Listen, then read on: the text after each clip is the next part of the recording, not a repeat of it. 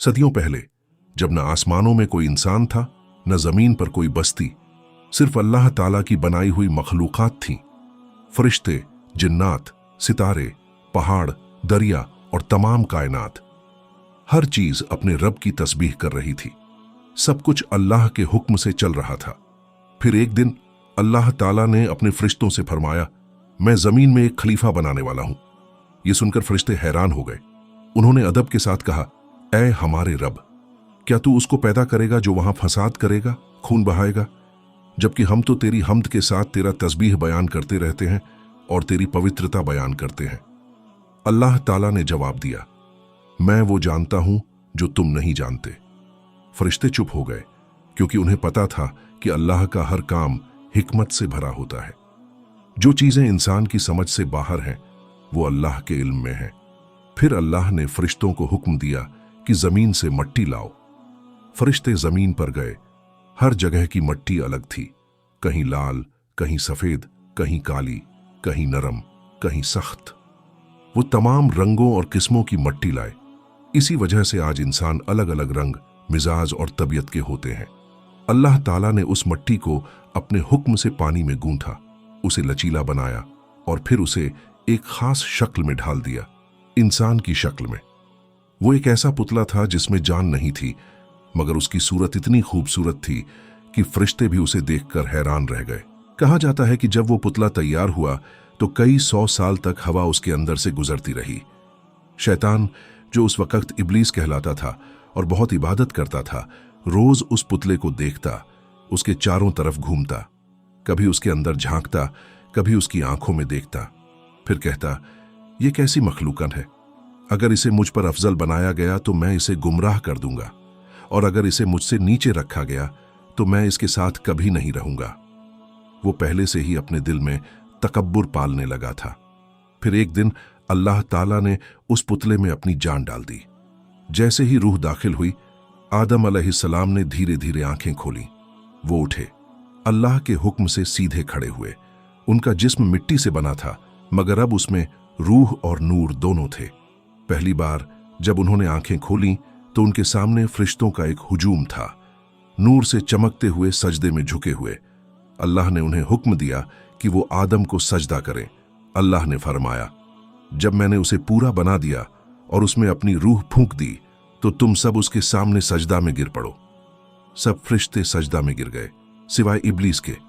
अल्लाह ने पूछा, ऐ इब्लीस, तुझे किस चीज ने रोका कि तूने सजदा नहीं किया जब मैंने हुक्म दिया था? इब्लीस ने घमंड भरे लहजे में कहा, मैं उससे बेहतर हूं।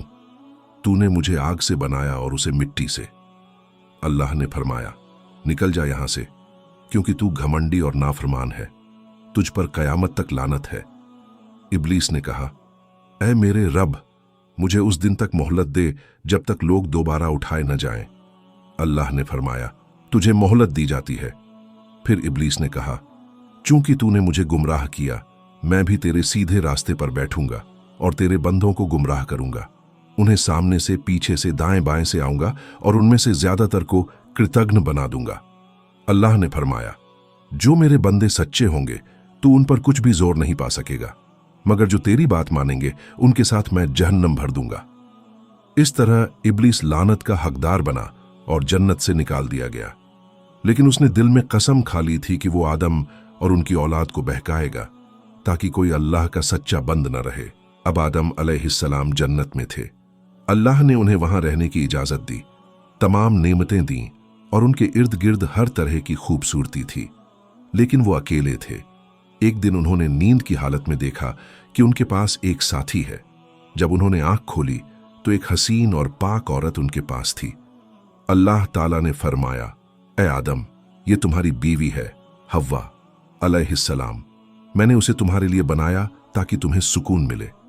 दोनों को कहा गया, जन्नत में रहो, जहां चाहो वहां से खाओ, लेकिन इसे एक पेड़ के करीब मत जाना, वरना तुम जालिमों में से हो जाओगे।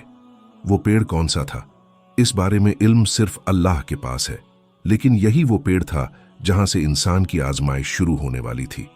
इब्लीस अब जन्नत में दाखिल नहीं हो सकता था, लेकिन उसने एक चाल चली।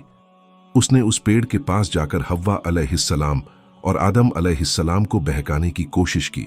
उसने कहा क्या मैं तुम्हें ऐसा पेड़ बताऊं जो हमेशा की जिंदगी देता है, और ऐसा मुल्क जिसमें कभी नाश नहीं?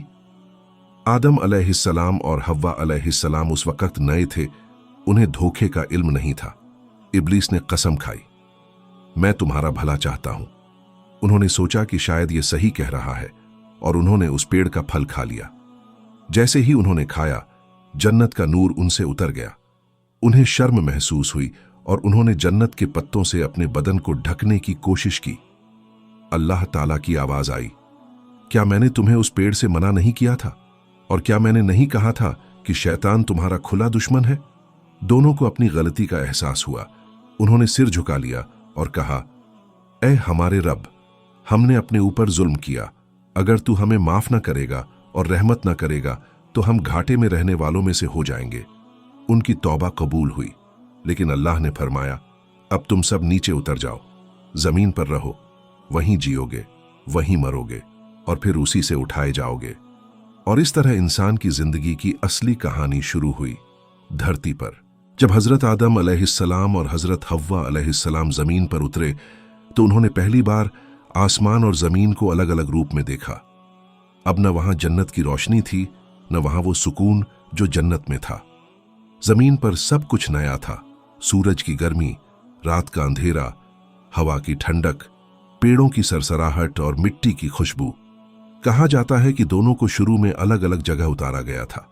आदम अलैहिस्सलाम को सरंद, हिंदुस्तान के पास एक पहाड़ के इलाके में, और हव्वा अलैहिस्सलाम को जद्दा, अरब के इलाके में उतारा गया। दोनों ने एक दूसरे की जुदाई में बहुत रोया। सालों तक तौबा और दुआ करते रहे कि अल्लाह उन्हें फिर से मिला दे। अल्लाह ताला ने उनकी दुआ कबूल की। दोनों आखिरकार अरब के इलाके में जबल अरफात के पास मिले। वहीं से अरफात का नाम पड़ा, यानी पहचानना या मिलना। उस मुलाकात के बाद आदम अलैहिस्सलाम ने जमीन पर अपनी जिंदगी शुरू की। अल्लाह ने उन्हें खेती, कपड़ा बनाना, औजार चलाना, ये सब सिखाया। वो पहले नबी थे और इंसानियत के पहले बाप। उन्होंने अपने बच्चों को तौहीद, नमाज और अच्छाई सिखाई। वो बार बार अपने बच्चों को कहते, मेरे बच्चों, शैतान तुम्हारा दुश्मन है। वो उसी दिन से तुम्हें गुमराह करने की कोशिश कर रहा है। जिस दिन मैंने आंखें खोली, उससे बचो और अपने रब की इबादत करो। कुछ वक्त गुजरा और हव्वा अलैहिस्सलाम ने जुड़वा बच्चों को जन्म देना शुरू किया। हर बार एक बेटा और एक बेटी पैदा होती। अल्लाह के हुक्म से अगली बार के लड़के की शादी पिछली बार की लड़की से होती थी, ताकि सब में इंसाफ और इंसानियत कायम रहे। इसी तरह हजरत हाबील और काबील पैदा हुए। हाबील एक सादे, नेक और आजिज इंसान थे। वो जानवर पालते थे और हमेशा अल्लाह का शुक्रिया अदा करते रहते थे। काबील खेतों में काम करता था, लेकिन उसके दिल में जलन और घमंड था। वो चाहता था कि उसकी बहन, जिससे शादी का हुक्म हाबील के लिए था, उसी की बीवी बने। उसके दिल में ईर्ष्या और गुस्सा पनपने लगा। हजरत आदम अलैहिस्सलाम ने दोनों बेटों से कहा, अल्लाह के लिए कुर्बानी पेश करो। जो अल्लाह की नजरों में पसंदीदा होगा, उसकी कुर्बानी कबूल की जाएगी। हाबील ने अपने सबसे अच्छे जानवर में से एक को अल्लाह की राह में पेश किया। काबील ने अपने खेत की सबसे घटिया फसल चढ़ा दी। जब दोनों ने कुर्बानी की तो आसमान से एक नूर उतरा और हाबील की कुर्बानी को उठा लिया गया। काबील की कुर्बानी वहीं पड़ी रह गई। उसके दिल में आग लग गई। वो जलन में पागल हो गया। उसने हाबील से कहा, मैं तुझे जरूर मार दूंगा। हाबील ने सुकून से जवाब दिया, अगर तू मुझे मारने को हाथ बढ़ाएगा तो मैं तुझ पर हाथ नहीं उठाऊंगा। मैं अल्लाह से डरता हूं जो सब जहानों का रब है। लेकिन शैतान ने काबील के दिल में जहर भर दिया। उसने कहा, अगर तू उसे नहीं मारेगा तो तेरी बहन तुझे कभी नहीं मिलेगी और तेरे बाप हमेशा उसे पसंद करेंगे। काबील अंधे गुस्से में हाबील के पास गया और पत्थर से उसे मार डाला। इंसानियत का पहला कत्ल हो चुका था। जब उसने देखा कि उसका भाई अब बेजान पड़ा है तो उसे समझ नहीं आया कि क्या करे। वो पछताया, लेकिन देर हो चुकी थी। अल्लाह ने एक कौवा भेजा जो जमीन खोदकर दूसरे मरे हुए कौवे को दफन कर रहा था। काबील ने देखा और कहा, अफसोस, मैं इस कौवे की तरह भी नहीं हो सका कि अपने भाई को दफन कर देता। फिर उसने जमीन खोदी और अपने भाई को दफनाया। उसकी आंखों से आंसू बहे, मगर गुनाह का बोझ कम न हुआ। वो धरती पर पहला गुनहगार बना, एक ऐसी मिसाल जो आने वाली पीढ़ियों के लिए सबक बन गई। हजरत आदम अलैहिस्सलाम को जब यह खबर मिली तो उनका दिल टूट गया। उन्होंने आसमान की तरफ देखा और रोने लगे। कहा जाता है कि उन्होंने कई साल तक तौबा में वक्त गुजारा। वो दिन रात रब से माफी मांगते रहे और अपनी औलाद को समझाते रहे, कभी किसी पर जुल्म मत करना, ये वही रास्ता है जिस पर शैतान चाहता है कि तुम चलो। वक्त गुजरता गया, इंसानियत बढ़ने लगी, लोग अलग अलग इलाकों में बसने लगे। आदम अलैहिस्सलाम अपने बच्चों को अल्लाह की किताबें, दुआएं और अल्फाज सिखाते रहे। उन्होंने कहा, जब भी गुमराही आए तो अल्लाह की किताब को थाम लेना, और जब शैतान फुसफुसाए तो आऊज़ु बिल्लाहि मिनश शैतानिर रजीम पढ़ना। उन्होंने अपने आखिरी दिनों में अपने बेटे शीस अलैहिस्सलाम को वसीयत की कि वो अल्लाह के दीन को आगे बढ़ाएं। और एक दिन जब उनका वक्त पूरा हुआ तो उन्होंने आसमान की तरफ देखा, मुस्कुराए और अपनी रूह अल्लाह के हवाले कर दी।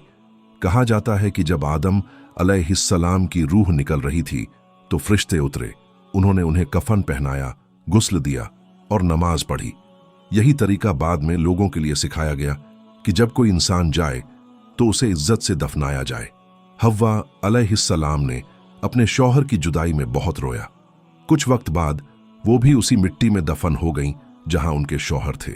उन दोनों की कब्रें जद्दा के इलाके में बताई जाती हैं, हालांकि सही इल्म सिर्फ अल्लाह के पास है। इस तरह धरती पर इंसानियत की शुरुआत हुई, एक रूहानी सफर जो आज तक जारी है। हर इंसान आदम और हव्वा की औलाद है, हर रग में वही मिट्टी और वही रूह है। फर्क सिर्फ इतना है कि कोई हाबील की तरह नेक बनता है और कोई काबिल की तरह गुमराह। कुरान हमें याद दिलाता है, ए आदम की औलाद, शैतान तुम्हें वैसा धोखा न दे जैसा उसने तुम्हारे माँ बाप को जन्नत से निकाला था। वो तुम्हारा खुला दुश्मन है। सूरह अल-अराफ आयत 27। इस कहानी का असली सबक यही है, इंसान चाहे कितनी भी गलती करे, अगर वो तौबा करता है तो अल्लाह उसे माफ कर देता है, लेकिन जो घमंड करता है वो शैतान की राह पर चला जाता है। अगर आपको ये कहानी पसंद आई हो तो इसे दिल से सुनिए, क्योंकि ये सिर्फ एक कहानी नहीं बल्कि हमारी असली पहचान है। हम सब हजरत आदम अलैहिस्सलाम की औलाद हैं, इसलिए अपने दिल को साफ रखिए, शैतान की फुसफुसाहट से बचिए और अपने रब की तरफ लौट आइए। अगर आप ऐसी ही और रूहानी और सच्ची इस्लामिक कहानियां सुनना चाहते हैं तो चैनल को लाइक करें, शेयर करें और सब्सक्राइब करना न भूलें, ताकि अगली बार जब कोई नई कहानी आए तो सबसे पहले आप तक पहुंचे। अल्लाह हमें हजरत आदम अलैहिस्सलाम की तौबा और सब्र से सीख लेने की तौफीक दे। आमीन।